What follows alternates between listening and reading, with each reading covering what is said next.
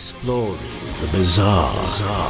Your e-ticket ride into the world of the paranormal. Strap yourself in as we traverse the universe exploring the unexplained. UFOs, ghosts, lost worlds, cryptozoology, as well as other dimensions. It's time to take back the night. Now, your electrifying hosts of Exploring the Bizarre, Timothy Beckley and Tim Swartz. I wish this boat would stop rocking back and forth. I'm getting a little seasick, Tim. What are we doing out here in the middle of the ocean anyway? It's such a long way from land. You mean you don't like the swaying of the boat? Well, you know, I've been told that USOs have been seen under the surface of the water here, and they've really been scaring the bejesus out of people living off the shore. They shoot up out of the water just after midnight and buzz around at terrific speed. Okay, well, I've heard about the undersea saucers. They've played havoc on some of our military vessels, and I guess our guest tonight, for example, says that he's seen them while on deck, and one incident, hopefully they don't tell us about, involved the sinking of a Russian submarine. Boy, you don't sound too good. That's interesting, but I think we better get back safely to shore. I see the water beginning to bubble, and there's a strange light aimed at us, which is probably buzzing the boat to rock even more. And hey, try not to throw up on me, will you? Okay, well, let's get back to the KCR studios before I head for the railing to get some relief. Oh boy, what I have to put up with, I tell you. Well, Tim, take some Pepto-Bismol here, and where's my Dramamine? Get yourself back in shape so we can do this program. We've got a most interesting guest tonight, but before we introduce our guest, I want to say that we send out our sympathy. We had a friend of ours pass away, Angela Joyner, who some of you might have heard of. She was involved in the Stephenville, Texas UFO flap. How many years ago was that now, Tim? Oh my gosh. 10, 12 years ago, right? Something like that, right? Yeah, where the objects even buzzed the Bush family residents out there, and picked up on radar and photographed a very impressive series of sightings and landings. I mean, it was what had happened. It got a lot of attention, Tim, in the media.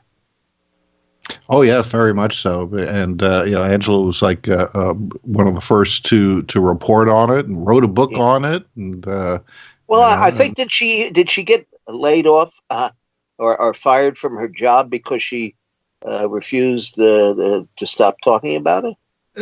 Possibly. It's it's hard to say. You've got these small town newspapers, and unfortunately circulation a couple of thousand. Yeah, and the staff can come and go, but I sincerely doubt that her editors wanted her to continue the reporting on the subject like she wanted to. So that may have had something to do with it. You would think that would increase the readership of the paper. I mean, it's the paper got mentioned in the media and on TV and the History Channel and all that.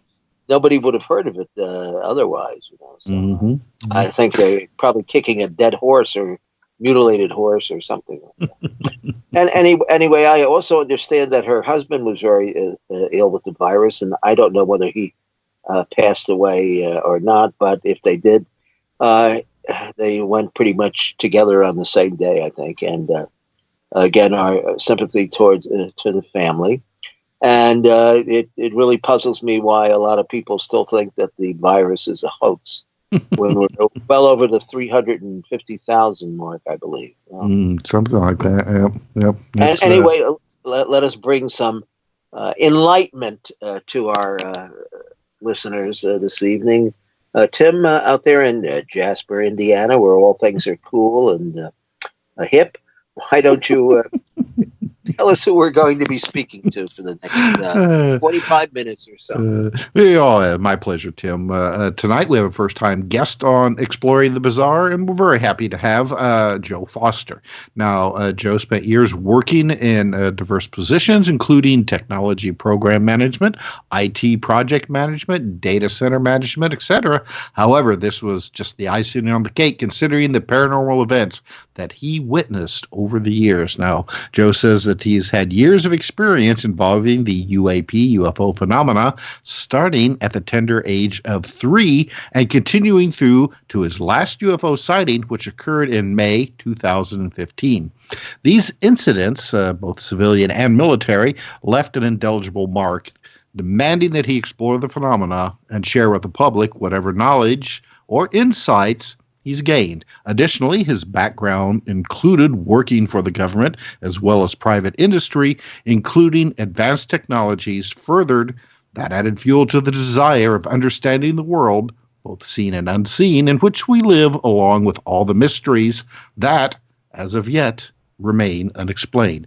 Now, Joe also has a chapter in our upcoming book, Alien Lives Matter, which should be coming out, tomorrow, Tim? Oh, this thing is it's over 800 pages already. You need 2 people to carry it in from the mailbox. I mean, at this point, it's got everything in there. I mean, hundreds of cases where Earthlings have had skirmishes with aliens or interdimensional beings or whoever they are, and in most cases, the aliens have sought revenge. Anyway,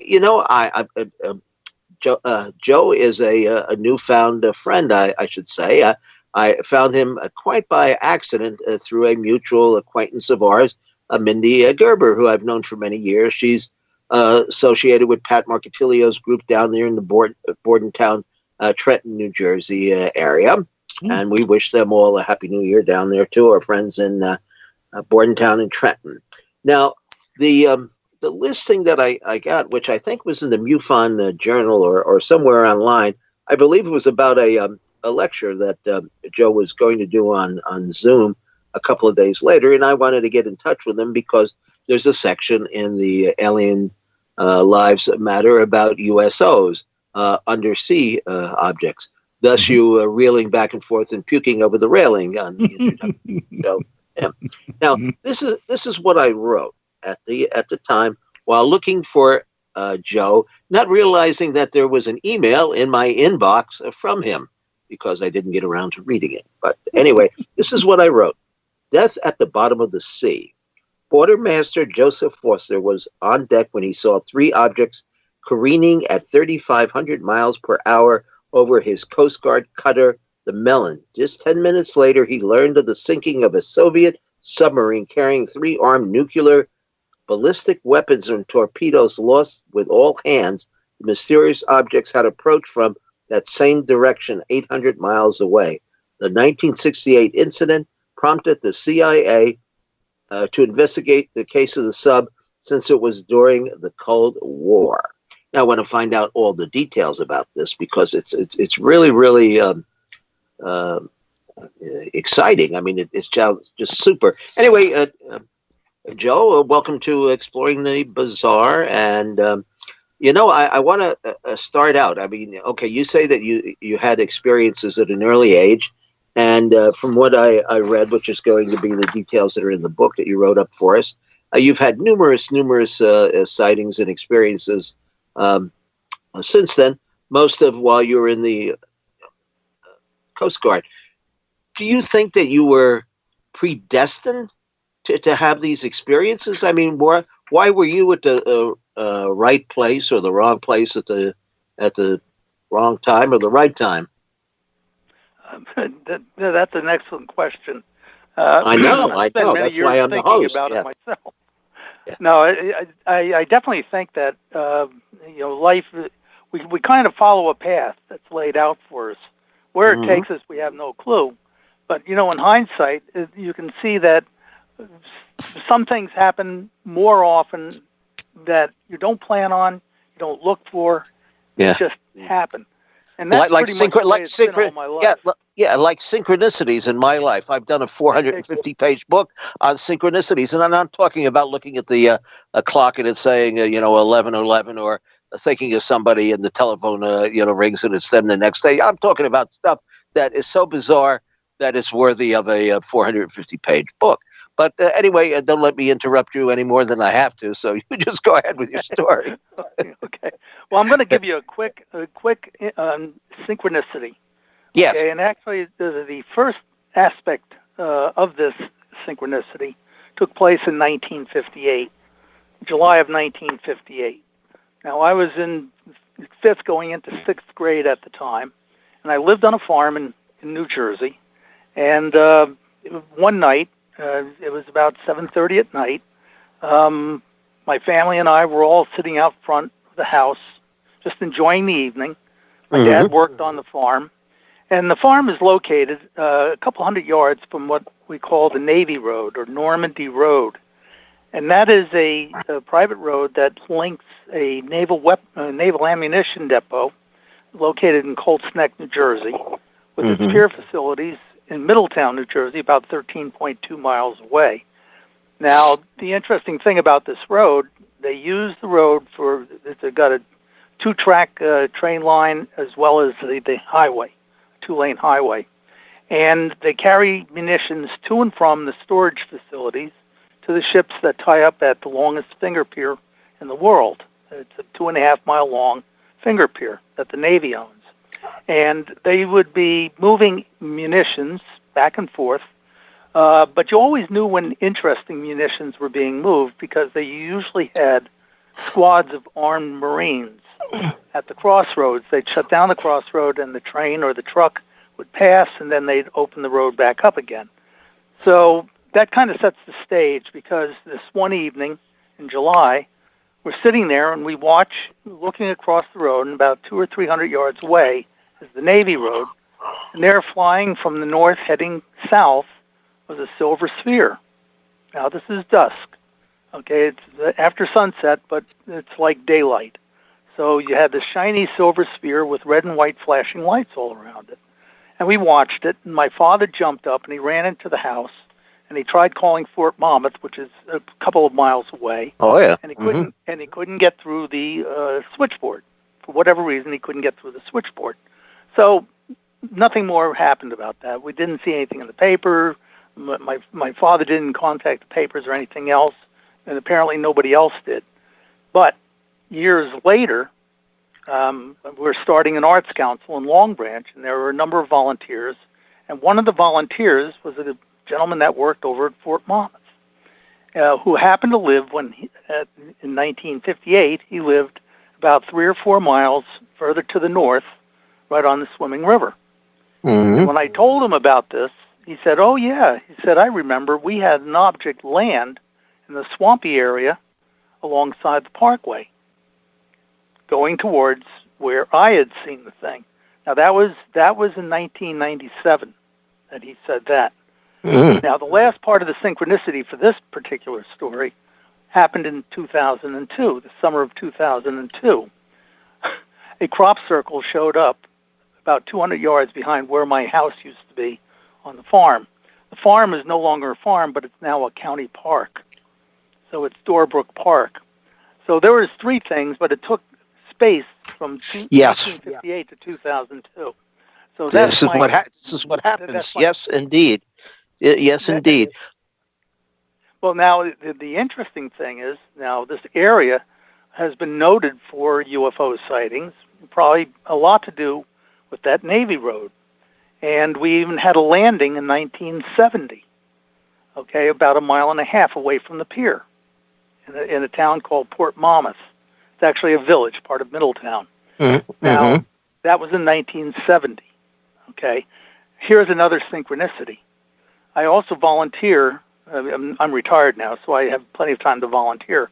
I volunteer at one of the 2 remaining Nike Hercules sites in the world.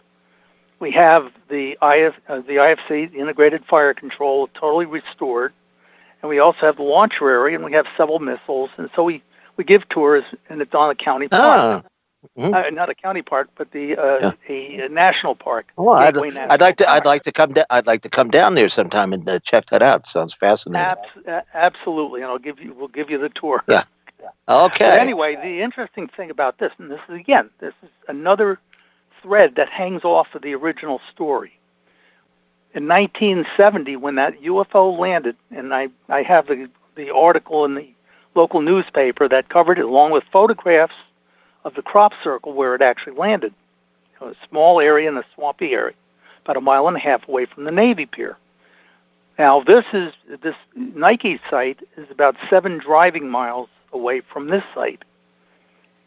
That in 1970, according to the head of our Volunteers Association, he was a launch section chief that was stationed there in 1970. And the story that we give the tour, and we explain that the only time those Nikes were ever armed and ready for flight was in the summer of 1970. Coincidental? I don't think so. I think there's a cause and effect here that nobody has ever talked about. Even the Nike guys, they were given a different story. Now, these Nikes, there were 24 nuclear-armed missiles, and they were ready for flight only once in the 6 years that this gentleman was stationed at that site. So that is something that I think is very significant.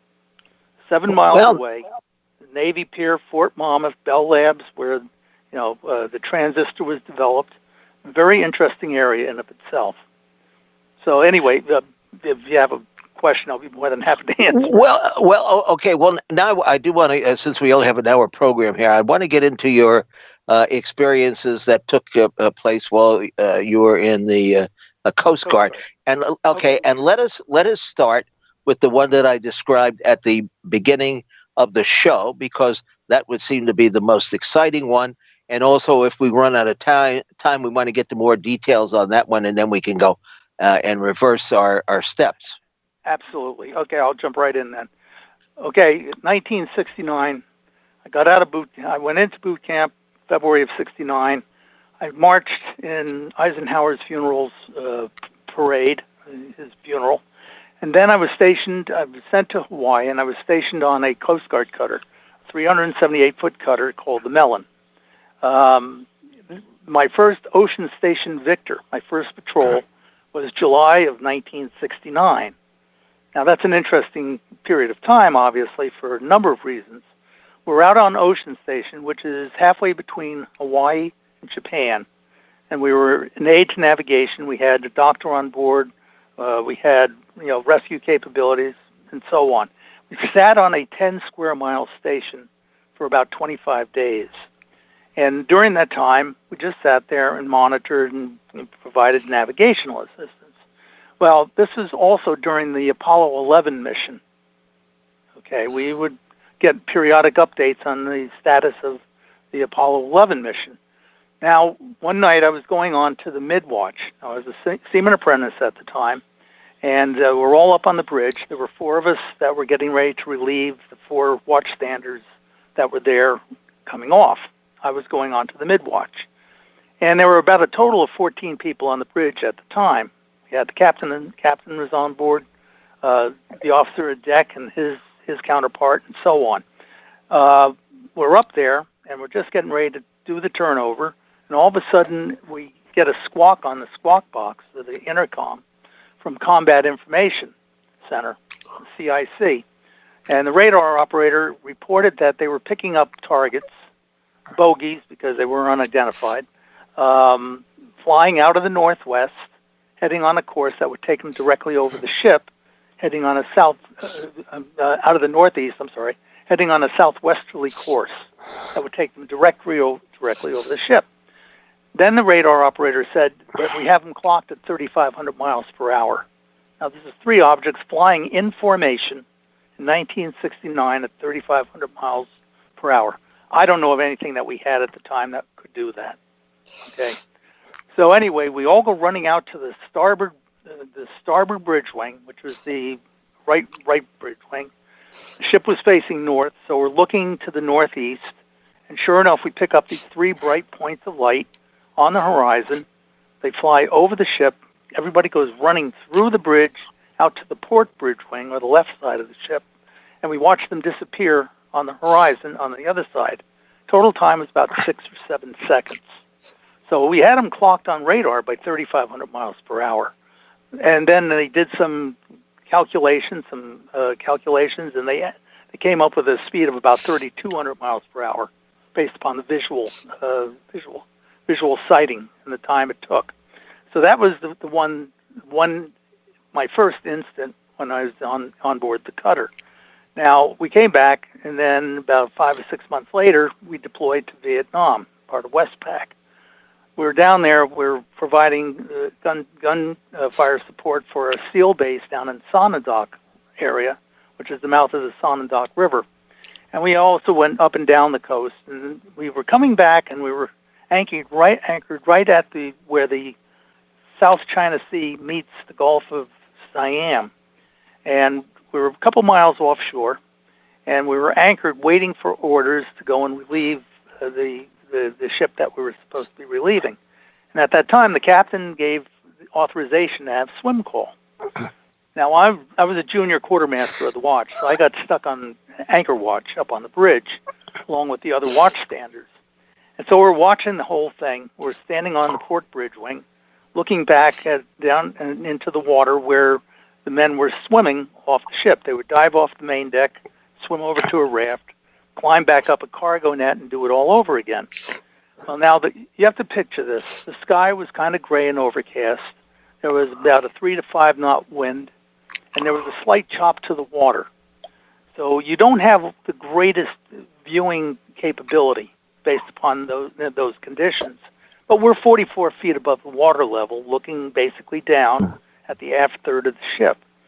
And lo and behold, all of a sudden, coming out from underneath the ship was this gigantic black object.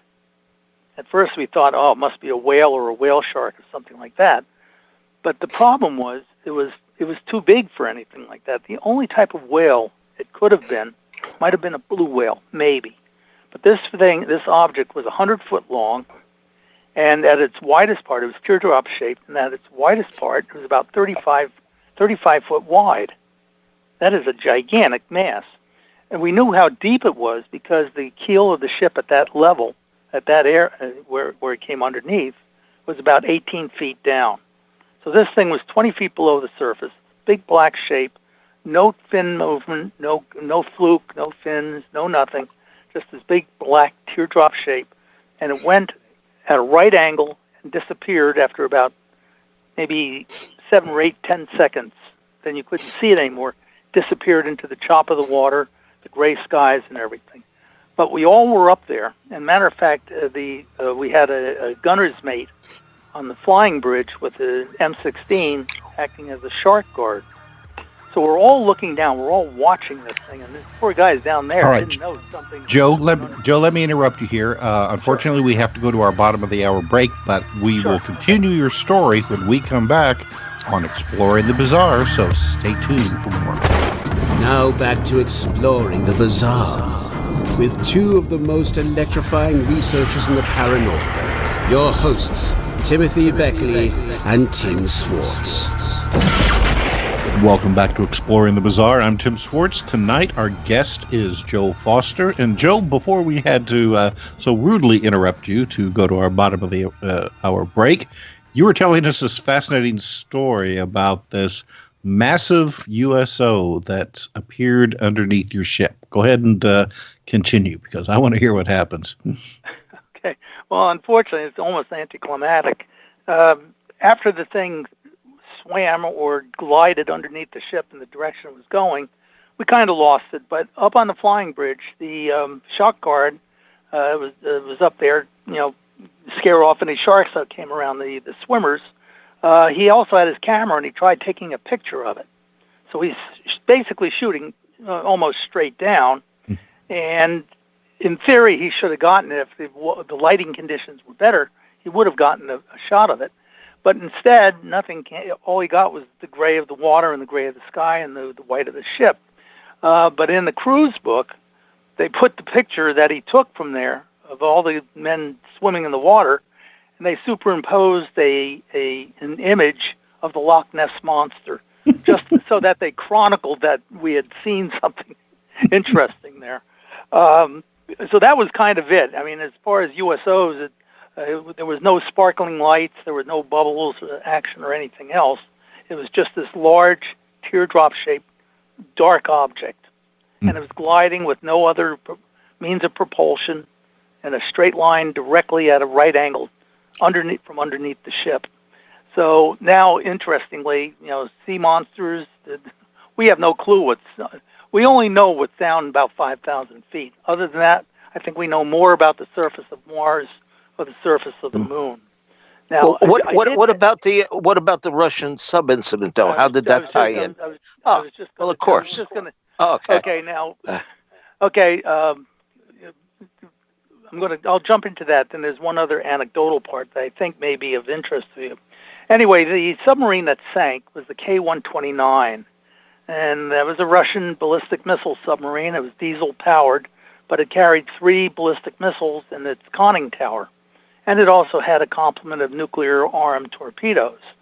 So the sub had just come back from its boomer patrol off the coast of Oregon, went back to its base in it wasn't Vladivostok, but it's one of the naval bases the Russians had.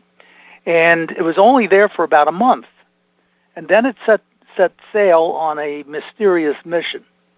And this came from the old Soviet archives, and maybe Paul Stonehill, he might have some amplifying information on that aspect of it. So if you talk to him again, ask him about the K-129. But anyway, what happened was the submarine was making a beeline towards Hawaii, and where it ended up sinking was 1,000 miles northwest of Hawaii, not too far from French frigate Shoals. Now, my ocean station is a couple hundred miles further to the west. Now, the sub sank in 1968. I didn't find out about it. I didn't find anything out about it until like 1970, 75, 76, when the story broke in the New York Times. However, my last Ocean Station Victor patrol was an interesting one. We were out on Ocean Station, which is where I had the sighting of the 3 objects the year before. This one, we're sitting out there, and we had a very weird day with a cloud cover that came from all the way top of as high as you could see, straight down like cliffs down to the water. And it was in patches, a very weird day at sea. And we were just sitting there on station, and all of a sudden our surface search radar picked up a large target on the surface. And the size of it said it must have been something the size of a cruise ship or an aircraft carrier. It was gigantic. Anyway, so we're sitting there, and we're watching the thing, and finally out of one of these weird fog banks comes a bow, a white bow. And then the rest of the ship came out, and the first thing that emerged on top of the ship was a big radome, then another big radome, and then a third antenna. And then they stopped 2,000 yards, or 1 nautical mile from us. And so I'm being a quartermaster, I was navigation and communications.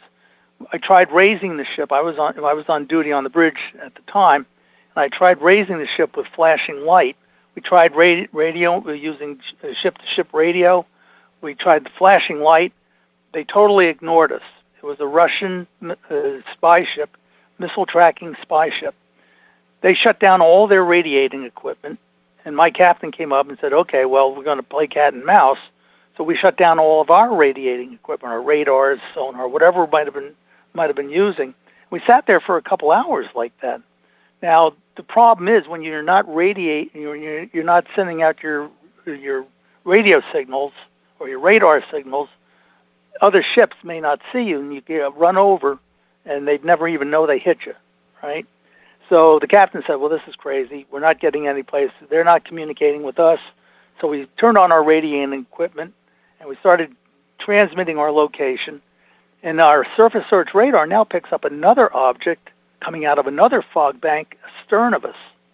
It was a much smaller object. And I'm up on the bridge now with my chief, and we see this submarine come out from out of the cloud bank. So we start flashing, alpha, your invitation to communicate. And so he flashed, and after about 5 minutes, the submarine came back with a NYES. I said, well, NYET is Russian for no. NYES, it turns out it was an open call sign for an American submarine. So the submarine was playing cat and mouse with this Russian spy ship. We had no clue what they were doing on Ocean Station Victor. So years later is when I found out that the Russians were trying to find out where their submarine went down. The U.S. Navy knew where that submarine went down almost immediately because of the underwater sonar listening devices that they have in all the oceans. They were able to triangulate and locate that submarine in 16,000 feet of water. Now, the interesting thing about this was that back in 1968, later in 68, Popular Mechanics, I think it was Popular Mechanics magazine, came up with Howard Hughes was going to build a ship that would monitor. What happened to our guest? Well, I was just doing a little research here, and in 1968. Hello? Oh, there you go. Yeah, somehow we dropped. I'm not sure how. Okay. Hey, Sorry about that. I was just doing, before you go on with the story, I was just doing a little research here, and in 1968 there were four other submarines. The Scorpion and the French submarine Minerva, was it? And the Israeli submarine. Yeah. Okay. Well, go ahead then. It was a very bad year. It was a very bad year to be on a submarine. But anyway, I'm not sure exactly what part. Hello, are you still there? I'm here. Okay, I thought I heard another bounce. Anyway, I'm not sure exactly what you heard. The last of what I had said. Yeah, you had just, before you dropped out, you were talking about how Howard Hughes was talking about building a ship, and then that's where you went off. Okay, anyway, the ship, the cover story was it was going to be mining manganese nodules off the ocean floor in 16,000 feet of water. That was the cover story. Howard Hughes was commissioned to build this ship along with, I think it was Lockheed Martin. And it was a very, very expensive, but only Howard Hughes could pull it off. And of course, it turned out that, according to the story, Project Azorian, it was a CIA project, and their goal was to raise the submarine, or at least part of the submarine, and recover something. Okay, well, I don't know if it's warheads or code books, whatever. But anyway, that was a massive effort back in that time period. Because they didn't have GPS, they didn't have the computerization or anything. But anyway, they were able to do it. Now, the interesting part of this story is in 1970 was when I went on my last Ocean Station Victor patrol. And a week before we left on that patrol, there was this very strange ship that tied up in front of my ship on Sand Island, which is where my Coast Guard base was in Honolulu. And we were getting ready to take a Liberty launch over to Honolulu, and we got on the boat, and the boat coxswain said, I'm going to take a little detour. I want to look at this really strange ship with these big derrick objects on it. And we cruised around the back of it, and I swear to God, to this day, that the name on that ship was Glomar Explorer. And it was a brand spanking new ship, and it was big. It was about 700 and some feet long. And the interesting part of the story was, according to the video that was produced, that ship was not launched until 1972, but I saw it in 1970. And the recovery didn't take place until 1974. So my whole thing was that I don't know what that Russian ship was or why they were sitting there spying on us. I'm a Coast Guard cutter, for God's sake. We're barely a warship except in time of war.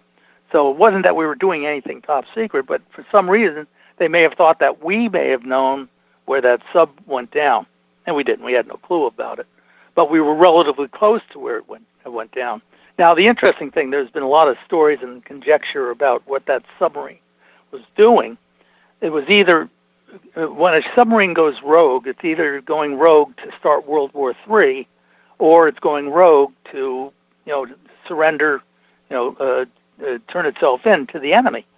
And I don't think that was the case, because there were an additional 10 men that were on that ship. It was designed to carry, I think, 85.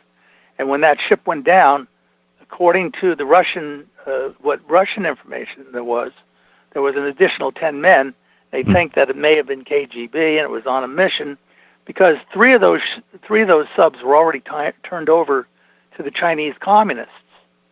And you remember, in 1968, the Russians and the Chinese were actually fighting on their own common border. So, but the Russians were still turning over these submarines to the Chinese. This would have been the last of this class submarine that was to go over to the Chinese.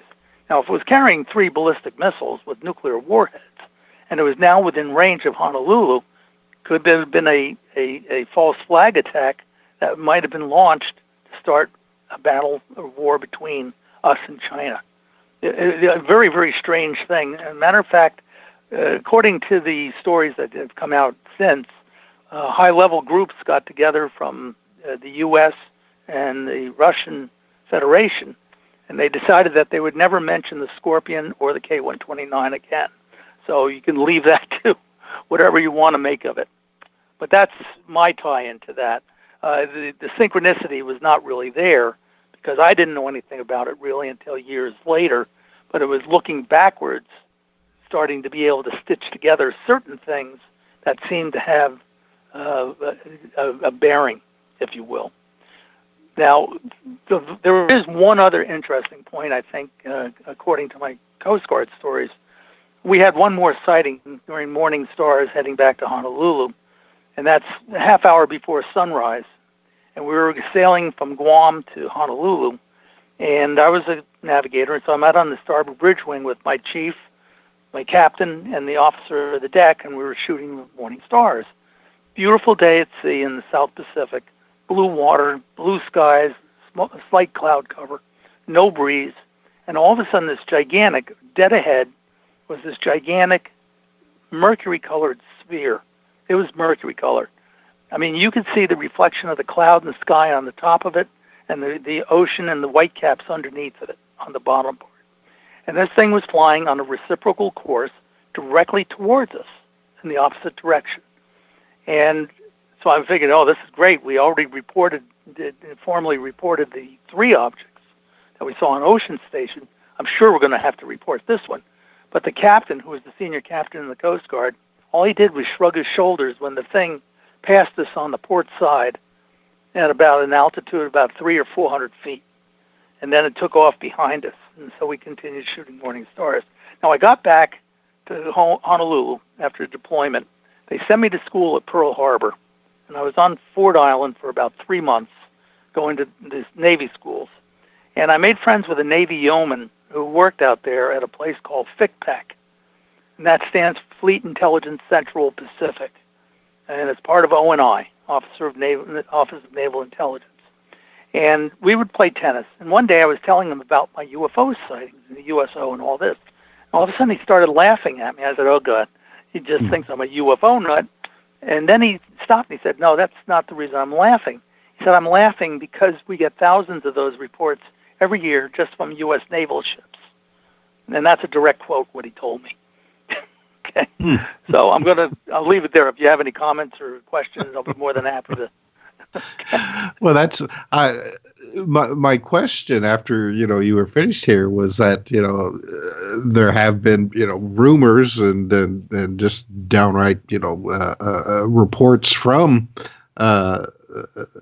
Navy officials that USOs have been playing cat and mouse, using that term that you used earlier with the Russian ship, with Navy vessels for a number of years, and for a lot of them, it's almost a commonplace situation. Exactly, it is, and that's the point. Like all the disclosures that we've recently had, it's kind of a shrug of a shoulder there, because they're not even scratching the surface, I don't think. Mm-hmm. In 1970, Bobby Ray Inman was a lieutenant commander stationed at Pearl Harbor.